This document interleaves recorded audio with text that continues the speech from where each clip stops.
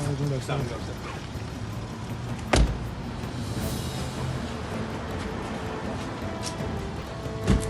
वालेकुम। ये सर वो कैमरे बंद करते हैं, सिर्फ खैरियत पूछनी है आपको।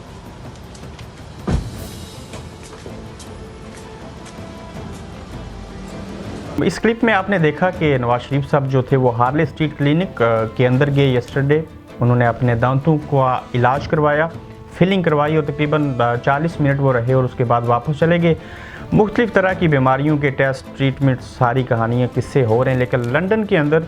एक सिनेरियो जो है वो बदल चुका है। चाहे वो आप शहबाज शरीफ साहब की प्रेस कॉन्फ्रेंस देखें या शहजाद अकबर साहब की प्रेस कॉन्फ्रेंस या मलिक रियाज साहब के जो असासे थे, जो जायदाद थी, उसको जब्त किया गया और 190 मिलियन पाउंड जो थे वो बरतानवी हुकूमत ने रियासत पाकिस्तान को भिजवा दिए हैं। वो कोर्ट के पास जाएंगे, फिर उसके बाद हुकूमती ख़जाने में जाएंगे, क्या होगा, एक लंबा प्रोसीजर। लेकिन हुकूमत पाकिस्तान, नैब और बाकी इदारे जो हैं वो सही सिमत के ऊपर चल पड़े हैं और नेशनल क्राइम एजेंसी और दोनों रियासतों का, पाकिस्तान और बरतानिया का, जो आपस में एक माहिदा तय पाया है, उसके तहत अब आगे क्या होगा इस चीज़ को देखना होगा। जितने भी सियासतदान हैं, चाहे उनका तल्लुक जिस भी जमात के साथ हो, उनको ये फ़िक्र लाहक हो चुकी है, बिलखसूस नून लीग के लोगों को। शहबाज शरीफ साहब की लंदन में प्रॉपर्टीज़ हैं, उनके बेटों के नाम के ऊपर हैं, उनके मुलाजमीन के नाम के ऊपर हैं। मियां नवाज शरीफ साहब की प्रॉपर्टी है। मैंने खुद अपनी आंखों से देखा, मैंने चीज़ों को, यहाँ पे फैसल वाबडा साहब की प्रॉपर्टी भी मौजूद है, मौला बख्श चांडियों की प्रॉपर्टी मौजूद है, आसफ अली जरदारी साहब की प्रॉपर्टी मौजूद है, जिसमें बिलावल भी आते हैं, उनकी बहन फरियाल तालपुर। बहुत बड़े नाम है जिसमें पीर और फ़कीर लोग भी हैं जो शामिल हैं, जिनकी फ्री होल्ड प्रॉपर्टीज़ यहाँ पे हैं। इसके अलावा आज़ाद कश्मीर के सियासतदानों की प्रॉपर्टीज़ भी इस लंदन के अंदर मौजूद हैं। अब ये जो माहिदा है इसके तहत अगर किसी शख्स ने, चाहे उसका तल्लुक बैरूनी दुनिया से और यूरोपियन ममालिक से भी हो, वो बरतानिया के साथ अगर रब्ता करें और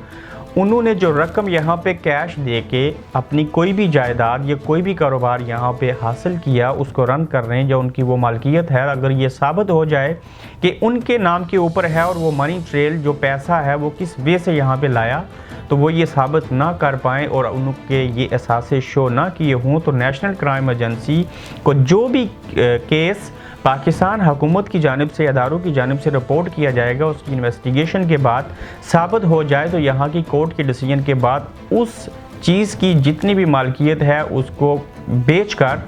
उसकी जो रकम बनती है वो सारी हुकूमत पाकिस्तान को दी जाएगी। अब ये जितने भी अवामिल जो सिलसिला चल पड़ा है, मेरे ख्याल से ये रुकेगा नहीं और पाकिस्तान के का जो ख़जाना है उसके अंदर अच्छी खासी रकमें अगले अरसे में आती हुई दिखाई दे रही हैं। अब देखना ये है कि नैब और बाकी इदारे जो हैं वो मिल के यहाँ की नेशनल क्राइम एजेंसी के साथ, यानी कि दो मुल्क आपस में अच्छी कोऑर्डिनेशन बिल्ड करके किस हद तक उनके पास ये सबूत हैं या वो रिसर्च कर चुके हुए हैं कि कितने सियासतदानों की ऐसी जायदादें, ऐसी प्रॉपर्टीज़ हैं जो कि उन्होंने ब्लैक मनी के ज़रिए हासिल की। अगर ये साबित हो जाता है तो उसके पेश नज़र पाकिस्तान को अच्छी खासी रकम जो है वो उस सूरत में मिल सकती है कि वो केस को सही तरीके से लेके आएँ और सारी चीज़ें करें। आप देखना ये होगा कि बेशुमार ऐसे सियासतदान हैं जिसमें नून लीग, पीटीआई, पीपल्स पार्टी, बाकी भी जमातों के लोग शामिल हैं। उनकी जितनी भी जायदादें हैं वो उनके केसेस किस हद तक यहाँ की नेशनल क्राइम एजेंसी उनके ऊपर काम करती है और आगे क्या होता है। लेकिन मैं इतना ज़रूर कहूँगा कि नवाज शरीफ साहब की बाकी प्रॉपर्टीज़ और शहबाज शरीफ साहब की जो चंद प्रॉपर्टीज़ हैं, जिस तरह से मलिक रियाज साहब की प्रॉपर्टी को जब्त किया गया और 190 मिलियन पाकिस्तान हुकूमत को मिल चुके हैं, इस तरह के बाकी केसेस भी अगले चंद हफ्तों में या महीनों में हमें देखने को मिलेंगे और उसका कितना फ़ायदा हमारे मुल्क को होगा, ये भी एक देखने वाली चीज़ होगी।